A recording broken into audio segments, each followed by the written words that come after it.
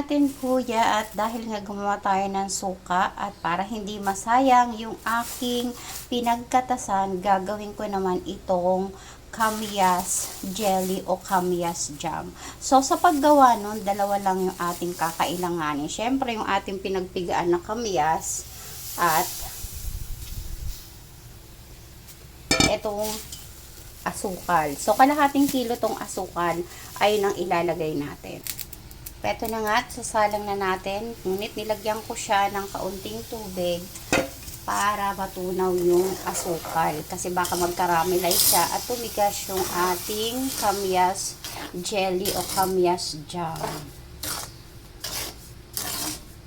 So, naalala ko nga nung high school ako, I think 4th year ata ako nun, nung gumawa kami ng santol jam at santol, first year ako nun, na una ako nakapagluto ng santol jelly at pineapple jam. Kasi yun ang dati sa THE. So, kung sino nakakaalala nun, na gumawa tayo ng ganong mga uri ng matamis na palaman sa tinapay at noon pa lang tinuturuan na pala tayo na ng mga pagkakakitaan natin.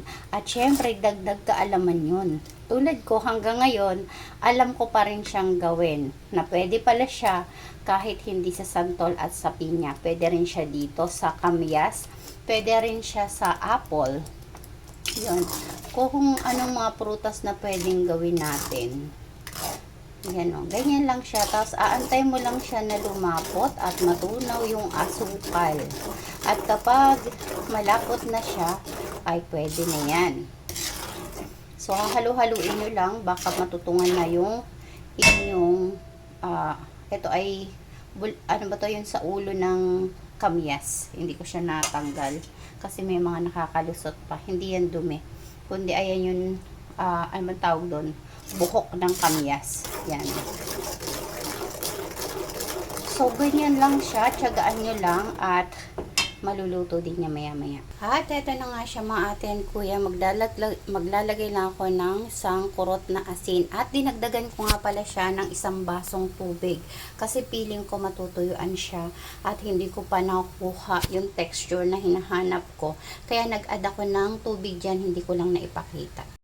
So, eto na nga hinahanap natin na texture na ating kamyas jam o kamyas jelly. Ano bang tawag dyan? Basta, isa yan dyan. So, ayan na. Luto na siya at ang sarap niya mga ate and kuya. Yung nag-aagaw yung tamis at asim niya. So, eto din ay matagal tong masira kasi nga maasim siya.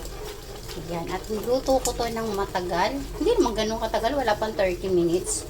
Niluto ko lang siya ng maayos. Yun yung sekreto para tumagal yung ating mga niluluto.